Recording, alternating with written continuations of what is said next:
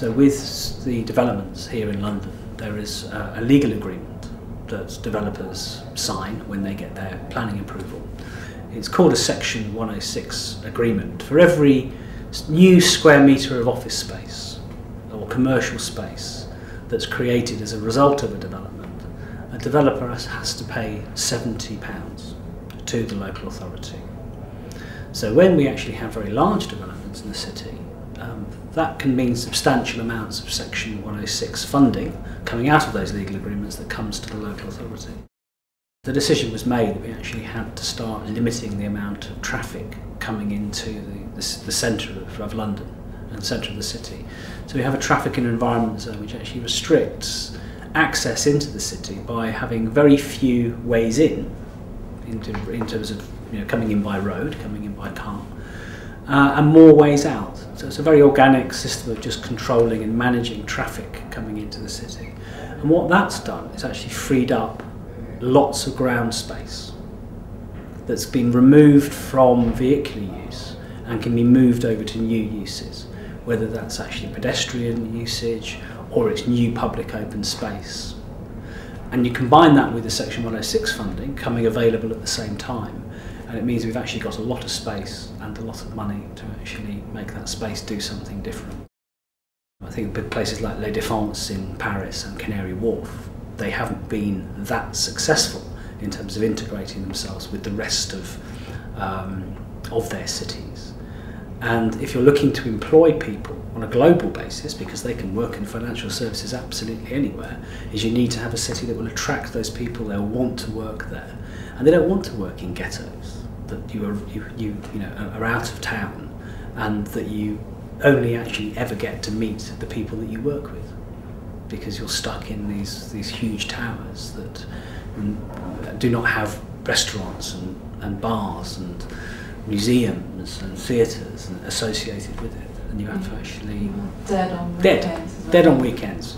It has to be integrated, and the city is moving itself much more in this way of taking on board the cultural aspects of what makes a good global city a good financial centre.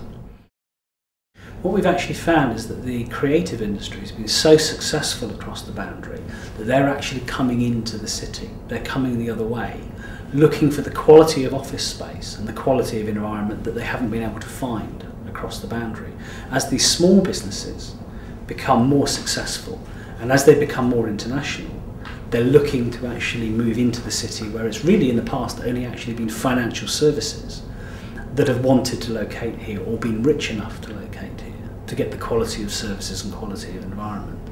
But we're actually seeing it moving the other way. There's a really interesting period about to happen, I think, where actually we're going to see the creative industries and the financial industries sharing the same parts of the city.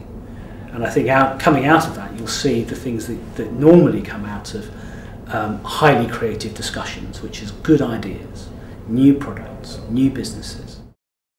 So we're having to adapt a lot of our projects to deal with that more mixed community.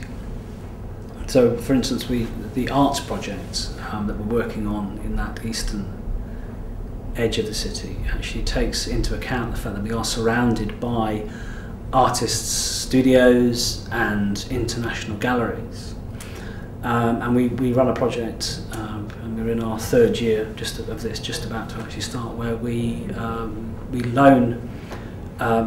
take loans of artworks from artists and from galleries of large pieces of sculpture that they would otherwise just have to pay for storage and to actually keep installed. We pay for it to be installed in the city, and we work with businesses to actually help us fund that. And we have artists in international reputations, people like Kusama, who's had a big retrospective at the Tate.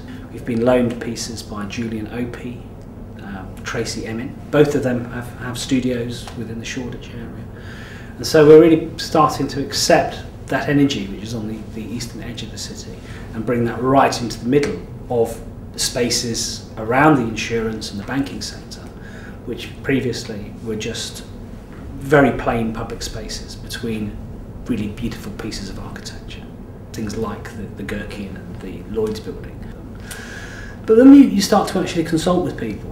is that they're not so keen on things that don't change. It's like this idea of you commission an artwork and it's there for 20 years and you get bored with it, or you pass it every day. And if you're not really fond of it, it doesn't grow on you, you can get a bit tired of it. And people would say they'd rather like the idea of things actually changing a lot more.